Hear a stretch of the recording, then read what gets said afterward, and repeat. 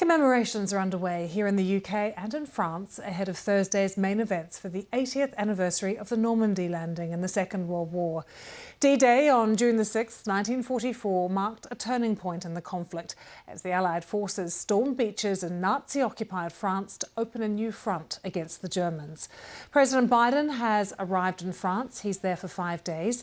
He'll meet European leaders, including Ukraine's President Zelensky, and is also due to make a major speech underscoring his commitment to US allies in Europe.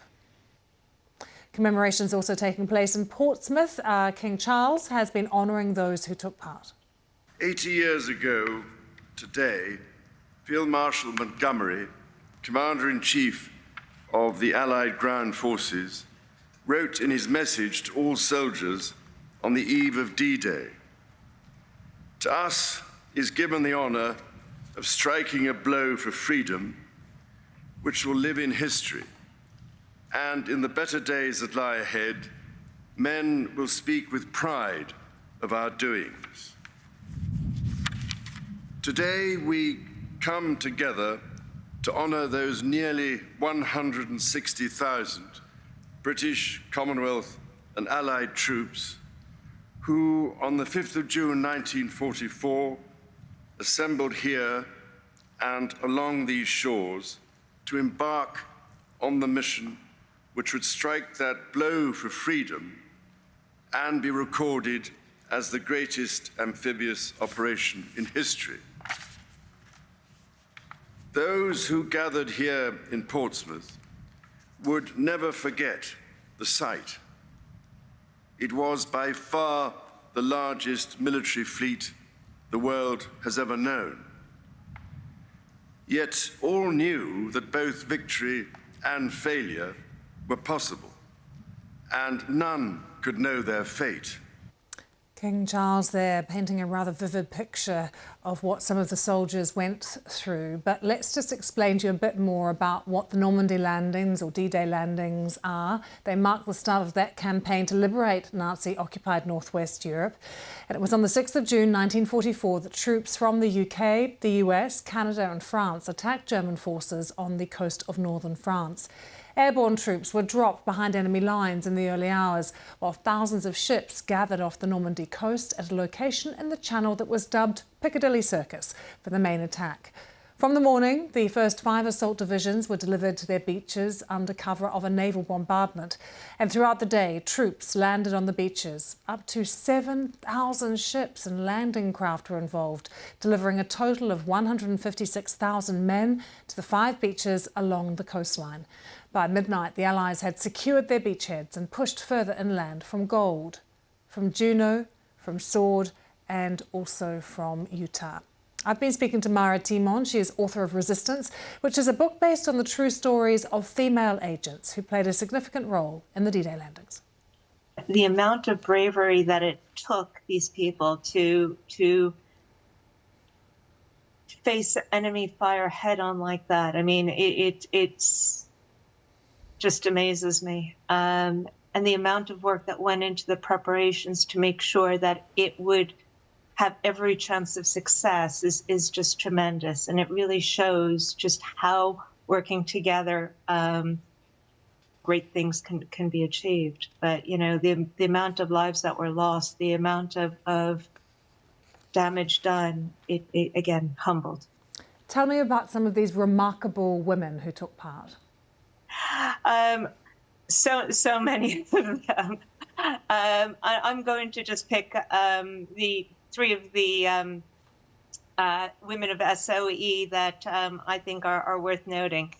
And some of them were not necessarily in Normandy, but I think they contributed to the big picture. And for those who don't know what SOE is, that's Special Operations Executive, which Churchill had commissioned to set Europe ablaze. So they weren't just spies, they were more like saboteurs. And they were dropped into enemy territory, working behind enemy lines, usually with local resistance, to destabilize German operations. From 1942, they began recruiting women as well as men, which when you look at the picture of France, they sent in 39 women to operate behind enemy lines. And these women went through as much, if not more rigorous training than the men did. Some of the women that were recruited or indeed joined up and volunteered and insisted to be included, you had women like Christina Skarbek, who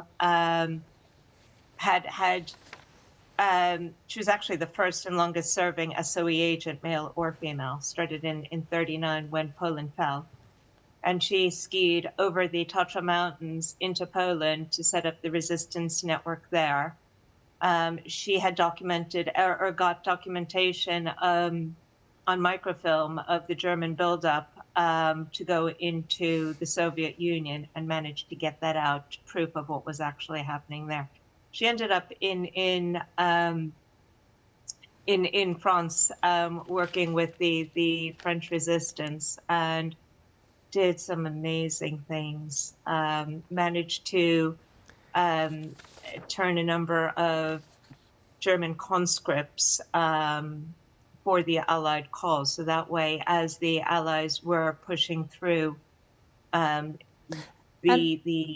Germans were not quite as able to Mara Timon there. Let's take you live now to Portsmouth. We can join our correspondent Charlotte Gallagher. Charlotte, we've just been hearing one of the remarkable stories of a life of a female agent who was dropped behind enemy lines. So many stories coming out today, and as we're talking to you as well, we're seeing live pictures. We can see live pictures of King Charles and Queen Camilla, who are meeting with veterans and other people who are there. Take us through what's been happening in Portsmouth today. It's been a really emotional and a really uplifting day in many ways, Lucy. The stage behind me was full of a military band, members of the armed forces, there was army drummers, and it was the story of D-Day, essentially, the preparations that were made, the day itself, and then we heard personal stories from some surviving veterans that came onto the stage. One said that he felt he was lucky because he survived and so many of his comrades didn't. He was just 19 on D-Day and he was so badly injured that both his legs had to be amputated below the knees, but he said he felt lucky because he managed to come home, and he said he was on that stage for the comrades of his that didn't. Another one brought his great-granddaughters on the stage, and a real symbol of the lives that continued after D-Day, and also the need for younger generations to remember what happened 80 years ago, because this is unfortunately a dwindling number of D-Day veterans now. So the stories and the memories need to be told to younger generations and need to be carried on. But it's been a really special day, I think, here in Portsmouth. You've had the King, the Queen, Prince William, and then, as you said, they've met the D-Day veterans. We've had a fly past from the Red Arrows, lots of music, lots of stories. We had letters that were read out from people that didn't make it back from D-Day, letters that were sent to their family to be opened on their death, and they were read out by people on stage.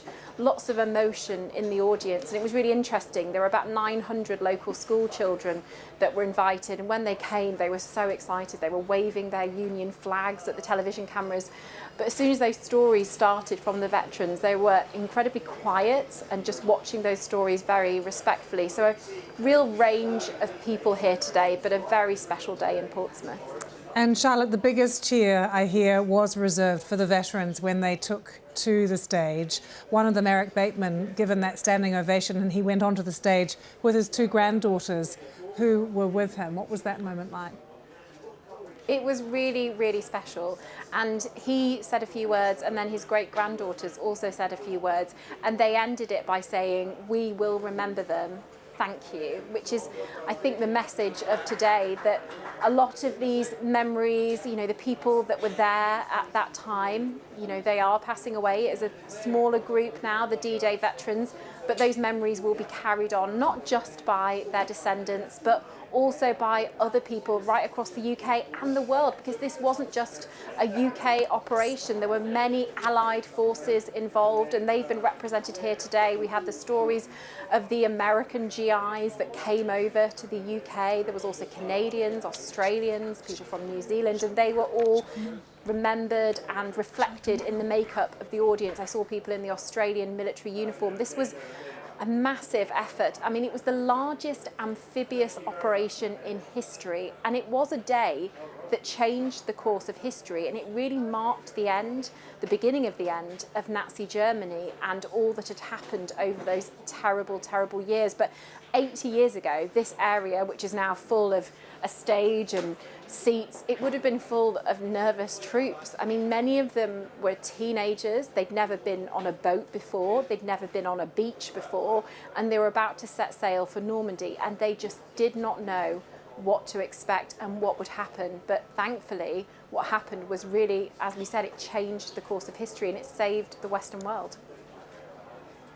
Lovely to see you, Charlotte. And as we're talking to Charlotte in Portsmouth, we were seeing some live pictures. I think we can return to them. It's slightly wobbly in the sky, but the reason why is that this is Sonneville in France. And what we are watching here is hundreds of paratroopers from the 16 Air Assault Brigade combat team in the British Army jumping from Royal Air Force transport aircraft alongside Allied personnel and other historic aircraft who are involved in this as well. So this is a historic D-Day drop zone that they're coming into here to recreate the airborne liberation of Normandy 80 years ago. So live pictures coming to us from Sonneville in France as well.